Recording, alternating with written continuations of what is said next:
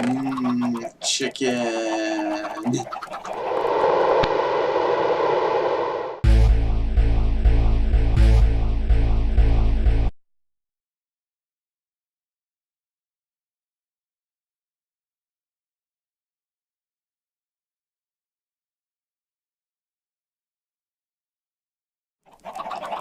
Greetings, YouTube.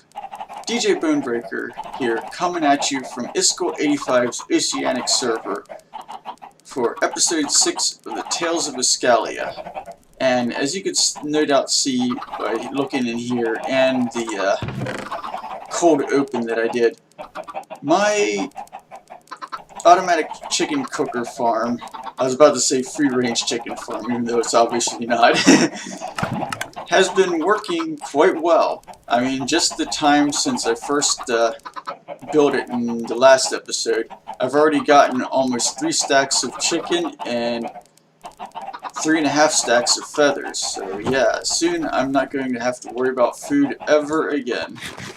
Oh yeah. But anyways, on to this week's project, which is basically going to be finishing up the village. Now, the next 2 builds that I want to do, hopefully both of them this episode, I've gotten both kind of started. Like this one here, I've got the ground floor of what's going to be the town hall. I'm going to see about putting like some meeting tables or something similar to the ones they have in the rooms in the Woodland Mansion upstairs. And the other building that I'm going to be constructing and that I've got the groundwork laid out for is a small church. Yeah, this here is going to be the pulpit. And if you're wondering why I have the 2 brewing stands, well, they're supposed to be sort of like, you know, incense burners, but also because with 1.14 coming out soon, villagers' jobs are dependent on what you have in the way of like workstations for them, and I want to have at least 2 priest villagers, so that's why I have these 2 brewing stands, because brewing stands will turn unemployed nitwit villager into a priest. Similarly, barrels will give you fishermen, composters, which I'm going to be adding, like, I don't know, probably add a composter right here, and maybe another one here will turn villagers into farmers. And you know, such like on like that. As a matter of fact, I'm probably going to see about putting like a smithing table and an anvil beside this stone generator to make it into like a forge, so I can get some toolsmiths and weaponsmiths. But anyways, on to this build here. Now, the idea that I had for this build, after messing around in my creative test world for a while, is it's going to be somewhat sort of like that northeast tower on the castle, but not quite. But because it's supposed to be like a government building, I've decided to use the same block palette as what I use for the walls and the castle. So yeah, anyways, without further ado, let's get to work on this project here.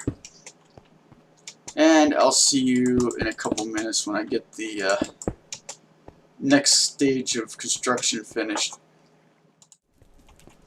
Okay, now that I've got the banners up, I'd say that the second floor is just about done.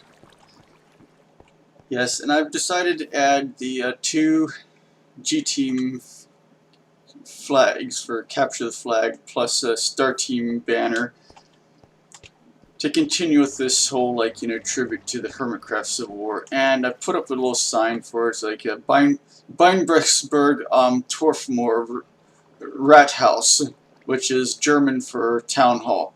Of course, you gotta give it to those Germans. Rathaus would be perfect name for any building where you have a whole bunch of politicians in it. Ha! Anyways, moving right along. It's time to start putting on the roof, which, like I said, is going to be similar to that, how the roof for that one is done, but also slightly different. So without further ado, let's start knocking this thing out here.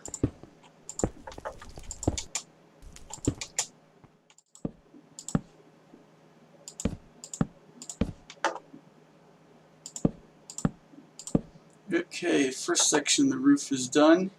And also, one thing I forgot to add is that unlike the castle, even though this town hall is supposed to be built so that it's kind of give you the impression that it will serve as like a last-ditch defensive structure, it's not going to have, like, you know, windows that you can shoot out of. So I'm actually putting glass in it because, you know, this is a fancy town hall where all the guild leaders and other rich muckety mucks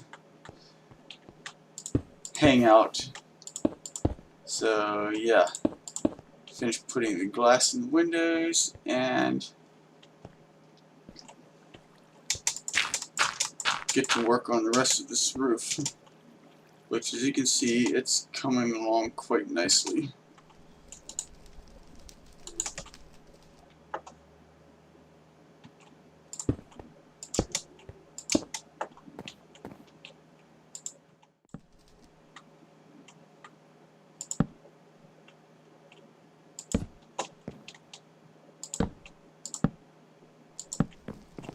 Okay, we have got this thing done now.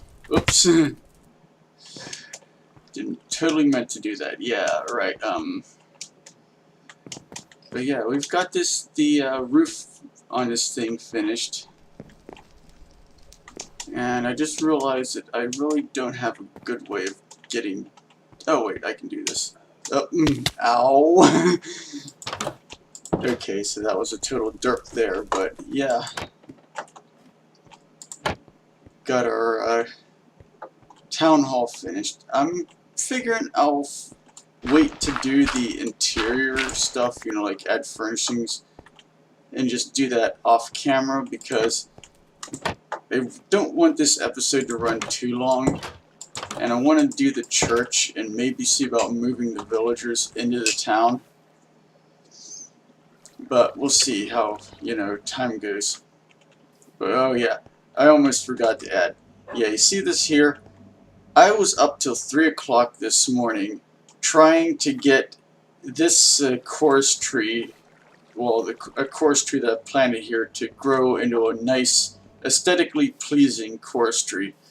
And after about 3 or 4 hours worth of planting, harvesting dud ones, and then replanting, I finally got a nice chorus tree. This one was easy. It only took like 2 tries. But yeah, so I got some chorus trees next to our fountain here.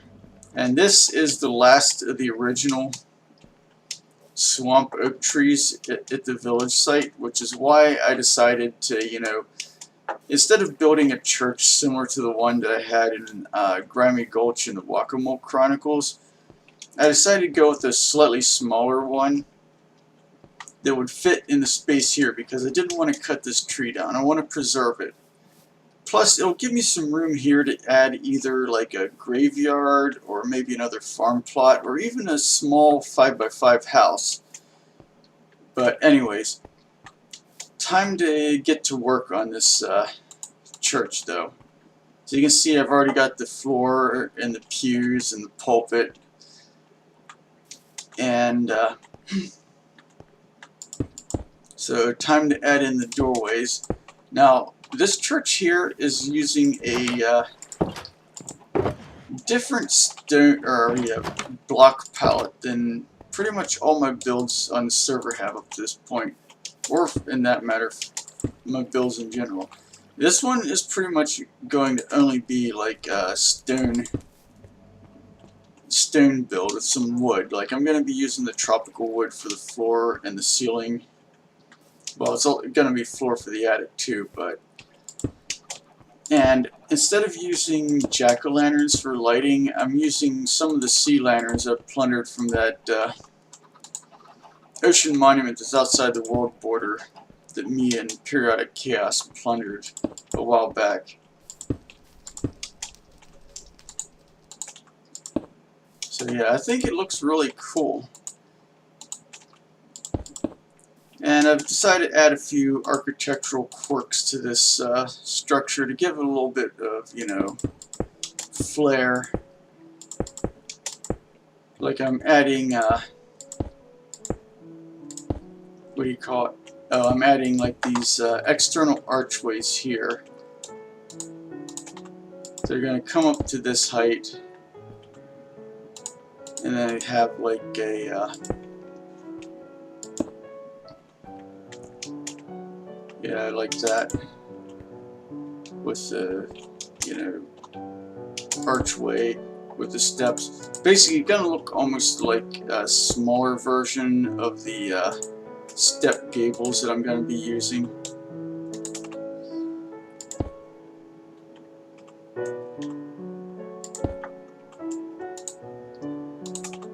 So in a way it uses somewhat similar block palette to the rest of the castle, but doesn't use any nether bricks.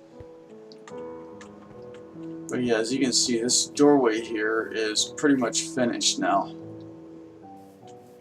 And I'm just going to repeat that over on the other side. So anyways, I'll see you guys when I get done with this back section of the church here.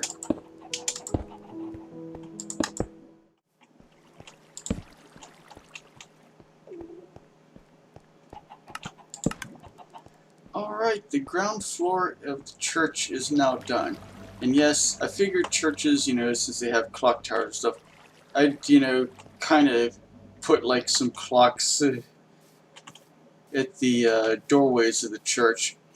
And of course on this side as well. And I decided to use some of the magenta stained glass that I got from the end rating to make some stained glass window panes in the same color for the church, which I think really goes well with this overall color scheme. Plus it kind of gives a bit of an otherworldly, you know, look, considering, you know, it's coming from the end. But yeah, time to get started on this roof here, which shouldn't hopefully take too long. It's basically going to use the same general pattern as the step gable roofs on all the other buildings I've made, so with a few slight differences, which you'll see in a minute. So anyways, without further ado, I'm gonna get to work on that, and I'll see you guys when I get done with the gables. Okay, I've got the gables of the church roof done now. Kind of hard to see from certain angles, but yeah. So you can see it's shaping up to be a nice little church for a town.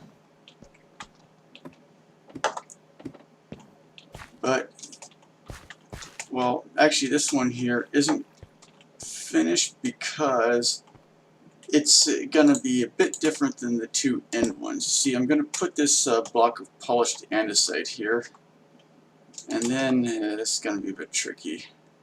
I'm going to be placing stone wall, or cobblestone walls, like, let's see, it's 1, 2, 3, and then 4, like this.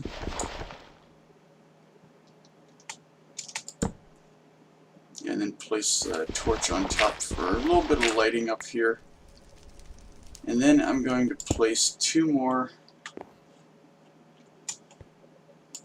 stone walls like that, and voila, we've got our cross on top of our church. So yeah, I think that looks pretty good actually. And since I'm gonna have this here anyways, I might as well put some extra light at the bottom of it. And then all that's left to do is finish up the roof, and I'll see you when I get done with that.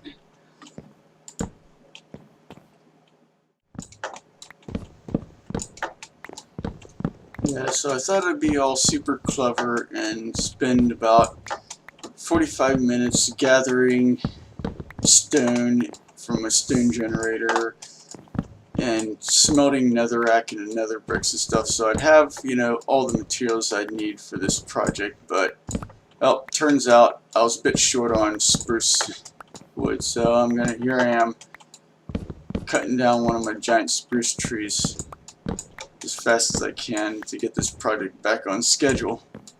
LOL.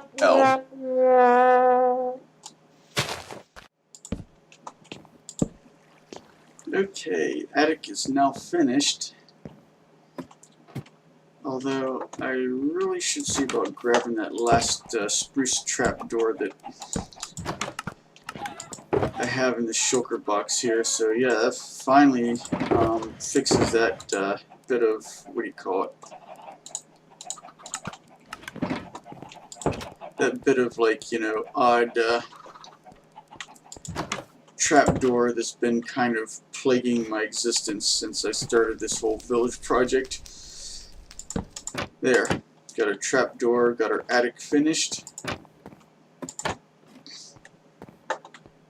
Got, you know, the interior of the church all nice and cozy. And I think the exterior looks rather nice too. And you can see, you know, the cross and everything, and the clocks on the doorways. It looks like some of the smaller, like, you know, chapels or churches from medieval times, so I'm rather pleased with how it turned out. And of course the town hall looks pretty smashing.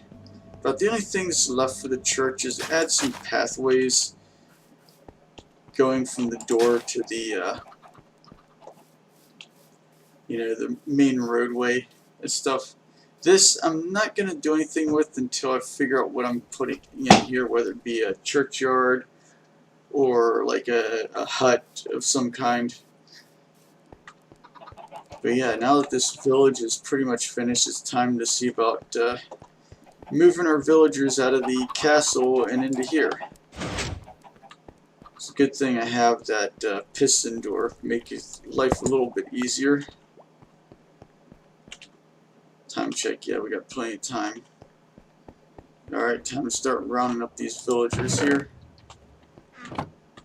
And I'll see you once I get that taken care of.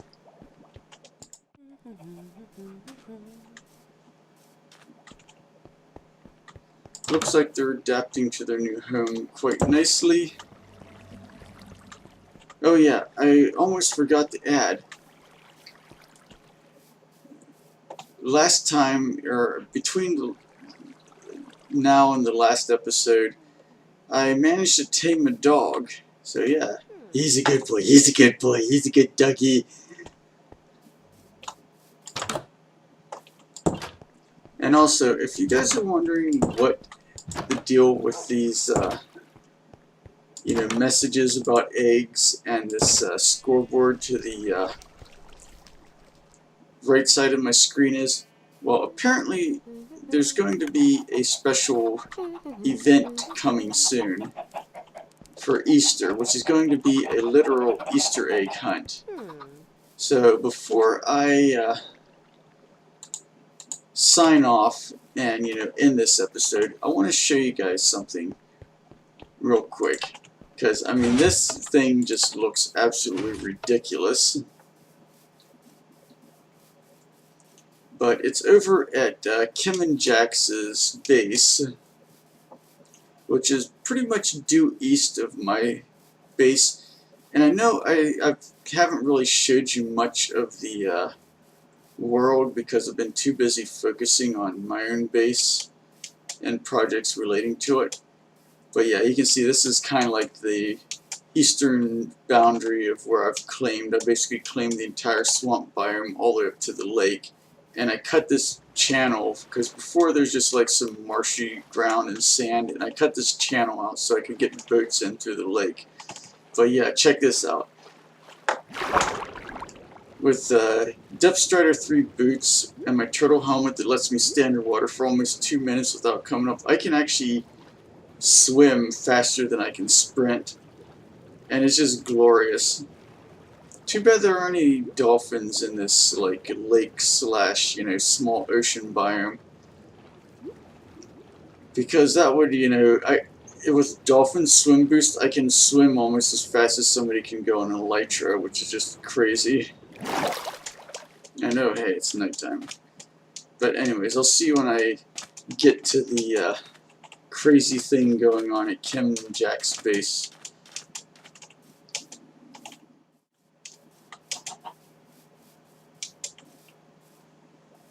And here it is. This giant bedrock, yes, that is entirely made out of bedrock there. The giant bedrock cylinder of doom, or as one of the other players on the server, Wilhelm, likes to call it, tin can of doom, is basically hiding whatever KimandJax is working on for this server event from view. I mean, could you a bit overkill, perhaps, but I mean, at least this way guarantees that nobody can, peek and get an unfair advantage. But holy cows, whatever they're building inside this thing is going to be huge, and I'm rather looking forward to it. And this Easter egg hunt thing. But anyways, I'm out of time for this episode, so until next time, this is DJ Bonebreaker. Okay, this is future Laura here, with a bit of an addendum, because, well, I basically derped, as you can see. Like, when I built this chapel, I thought it would look fine without a steeple, but it just didn't look right. So I messed around a bit in my creative test world, and I came up with this, and I think it looks really awesome. I just finished adding the final touches to it there, as you can see, and I think it really makes the church, stand out. And also, I kind of derped on the town hall, and I didn't notice until I finished recording the episode and looked at the dyne map for the server, and I noticed that this ridge line here, I accidentally used stone brick slabs instead of stone brick steps, which is kind of like a major oops. But as you can see, I fixed that as well. So our town hall is actually looking pretty good as it is, I think. Might come back and revisit it in a bit, because I'm still not quite 100% happy with it. I mean, it looks generally good, but both inside and out. But I don't know, it just seems to be kind of missing something. I just can't put my finger on it. But I think it definitely works with the rest of the village now. Still haven't figured out what to do with the interior up here, but hey, I can figure that out, later. Because my next project... Oh, and one final thing before I get onto the part about the next project, is I decided to put a small hut in this corner here. And it fits. I mean, it works. And of course, when 1.14 comes out, I'm going to be removing two of these doors, like probably this door here and this door here, and replacing with windows, and then putting like a bed and workstation in here. I don't know, maybe make it into like a fisherman's hut. Put a barrel in it, or maybe a smoker. But yeah, as you can see, my village population's increased. I originally had 3 librarians and a cleric, and now I have two butchers, a leather worker, and a politician. I'm thinking about putting the politician in the castle, which is kind of where they belong anyways, and hoping the village population increases. But I think the biggest thing limiting them right now, because I have plenty of doors, is food.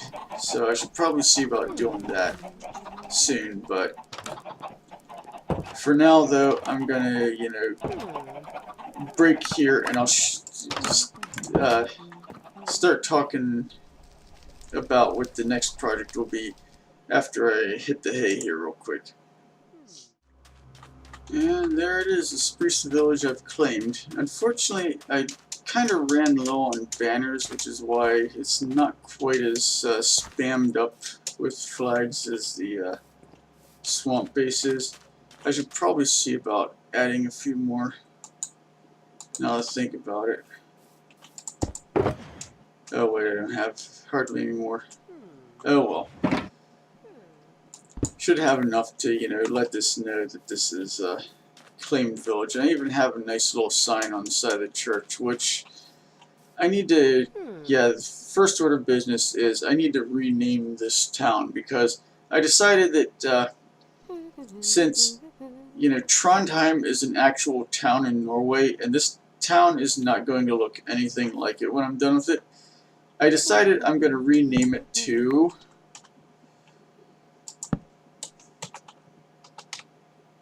Jomsborg.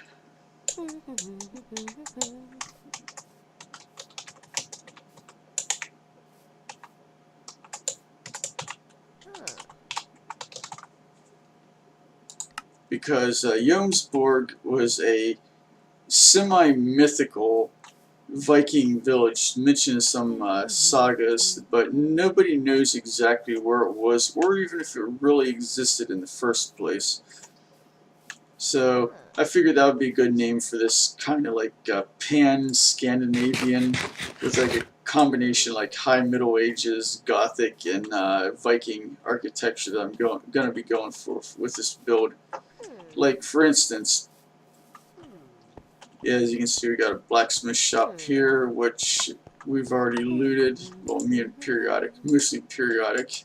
And it looks like Periodic was smelting sand in here. So, yeah, I think I set up my bed over here for when I'm right now. But I think I might move the bed to the blacksmith shop.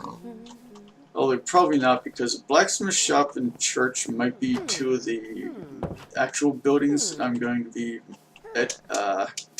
upgrading and modifying first. But there's a lot of work that needs to be done with this village, like leveling off the terrain so it's all like at the same level, and filling in like these dips and holes. And then I'm going to be clearing out this whole southern area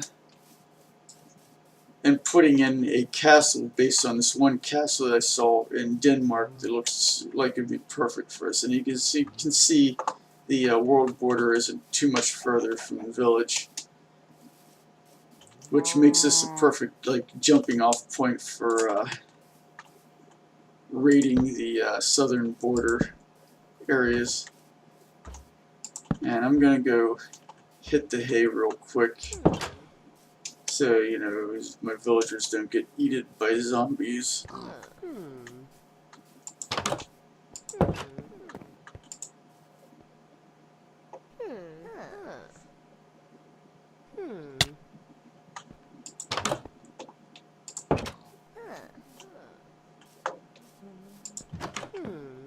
But yeah, I mean, aside from like raiding resources on the other side of the world border, like there are two swamps nearby, which are going to be perfect for like setting up a massive clay extraction operation. The other purpose of this village is I'm going to be sinking a diamond level mine shaft, which has, again, multiple purposes. One purpose is I'm going to be mining like straight south when I hit diamond level, and going straight through the world border, build like some kind of like piston door, you know, vault door with like danger signs and everything to make it look all cool and everything. But I'm going to be mining this whole area under here out with a massive branch mine, and I'm going to be writing down the X and Z coordinates I find of every diamond deposit, every major redstone deposit, gold, iron, you know, lapis, you name it.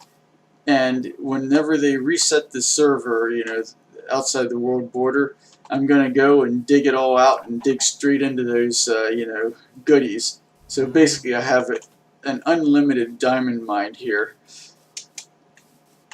Well, for a certain, you know, value of unlimited, that is, since, you know, I have to wait till server resets. But yeah, I'm going to just light things up here real quick, because I don't really have, I mean, I need a lot more stone before I really get into this, though. No, I don't want to trade with you right now. I'm trying to light up your village so zombies don't eat your brains. But yeah, I'm just going to light this thing up real quick and then head back to my main base and work the stone generator off camera.